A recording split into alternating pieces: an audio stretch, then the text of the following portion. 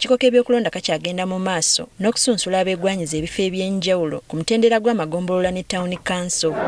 Mu disitulikiti y'e Wakiso, akakiiko olwaleero kakoze ku divisioni y'e Nabweru mu munisipaali ya Nansana ng'eno abantu 3 be basunsuddwa ku kifo ky'obwa mmeeya. Ku bano kuliko Kasimu Jumba nga yakwatidde ekibiina ki Nuupu Bendera, Robert Maseruka owa NRM ne munna DP Musa Galiwango.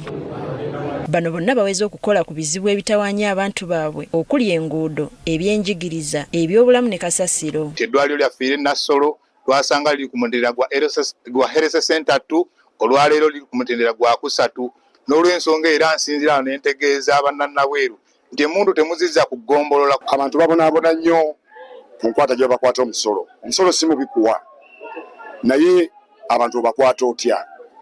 Abantu babonaabona, abantu bakaaba, babova kyajinga. Tuli kumpi n'ekibuga Kampala, tuli mu Nansana municipality nga bulaba ekibuga municipality, naye ng'ate bw'olaba enguudo zaffe zibadde mbi nnyo.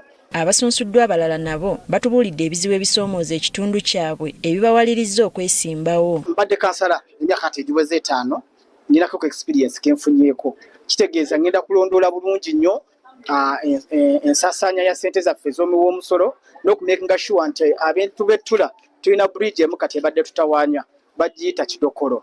Eyo na tugenda kumakinga sure nti tugiteekawo. Tulina essomero limu lyokka erya gavumenti, tulina eddwaliro limu lyokka, ate nga essomero eryo lirina bingi bye lyetaaga okubeera nga bigendamu. Atwala ebyokulonda alabudde abagenda mu maaso n'okwerangirira nga abatavuganyiziddwa ku bifo ebimu. Kyagamba nti kino kyakulangirirwa ng'okusunsula kuwedde. Abo bonna abayiseemu wano boozi tebajja kulangirirwa, abagenda okuvuganya mujja kutegeera ani akuliko, kubanga information eno yonna ng'akakiiko tujja gibaweereza. Disitulikiti y'e Wakiso erimu amagombolola 6, Town Council 9 ne Division 12 nga zonna zisuubirwa okuggwayo nga 24 omwezi guno.